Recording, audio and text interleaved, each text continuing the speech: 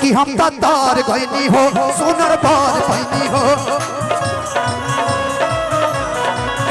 अपना यादव के प्यार में सवार गईनी हो हम तो तार गईनी हो सुनर बार पैनी हो अपना यादव के प्यार में सवार गईनी हो एक खुशी रहे लगावा एक खुशी रहे लगावा रे सखी पियावा दुलारे आय हाय रे सखी पियावा दुलारे आय हाय रे हमर लवर दुलारे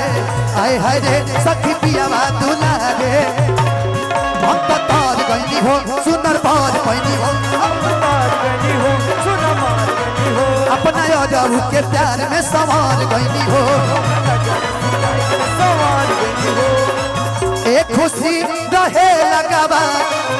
एक खुशी रहे लगावा रे सखी पियावा दुलारे हाय हाय रे हमर लवर दुलारे हाय हाय रे सखी पियावा दुलारे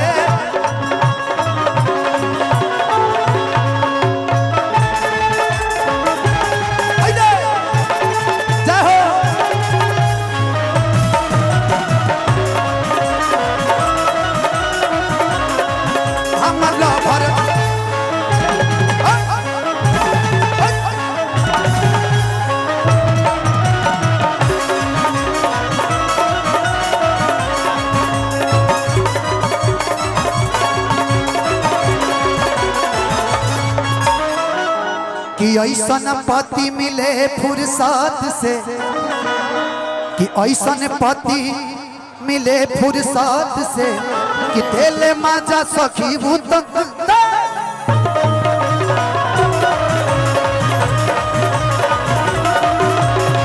ऐसन पति मिले मुश्किल से तेले माजा सखी भूत दिल से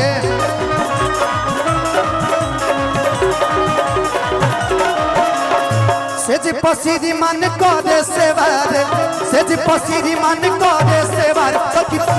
दुलारे हाय हाय हमर लवर दुलारे हाय हाय सखी पियावा दुलारे हाय हाय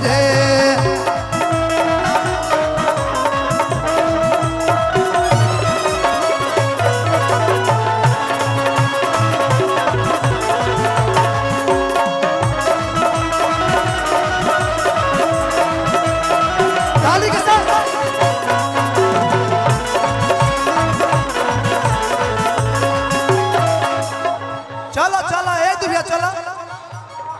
चलो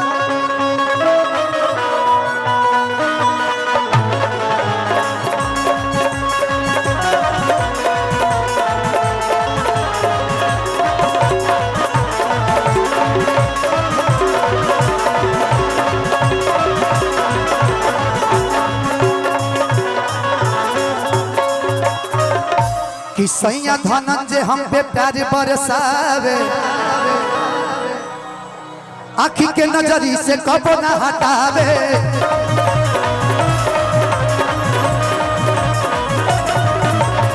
सैया धनंजय हम पे प्यार बरसावे आँखी के नजरी से कबो न हटावे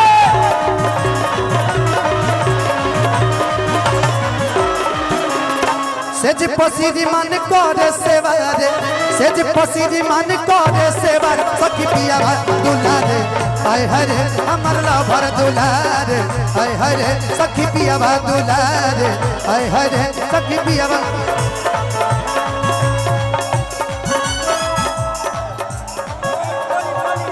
हेलो अच्छा हेलो एक निवेदन है राजकीय प्राथमिक विद्यालय के पास गोलू भैया का गाड़ी फंसा है आप सभी जो भी कमेटी के लोग 2-4 लोग वहां चले जाए प्लीज रिसीव करने के लिए कि सेज पसीरी मन करे सेवारे सेज पसीरी मन करे सेवारे सखी पियावा दुलारे हाय हाय हमर लवर दुलारे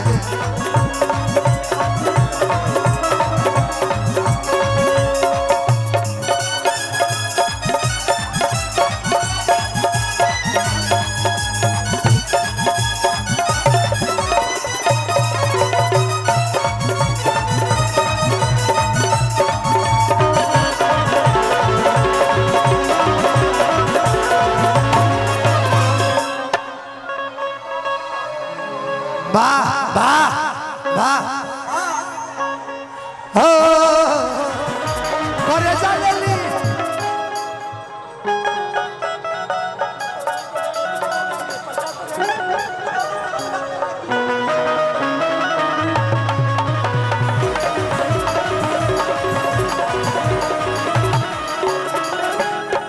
हाथे पीटू विद्यार्थी सैया बात माना दिलवा के फीलिंग समझ तू जाना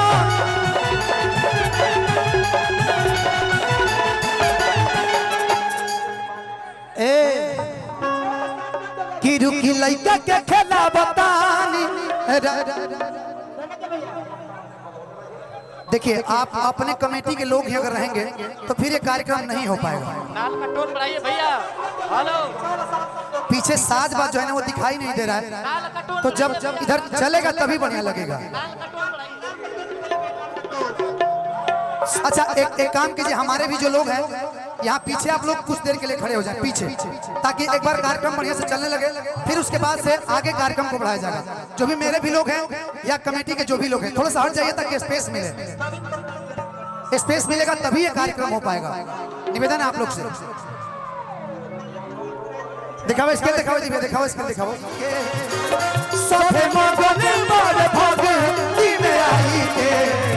गजबे रूप सुहावन लागे दुर्गा माई के,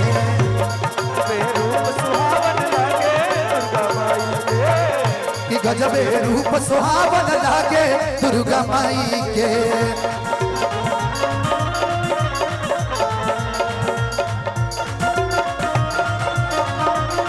जोड़े जोड़े अढ़ऊ के हरवा जोड़ी हम तार गईनी हो, सुनर पार पैनी हो। और गोलू भैया हमारे बीच मझौली चौक पे आकर के फंसे हुए हैं। मैं चाहता हूं उनके लिए एक बार जोरदार ताली बजा दीजिए।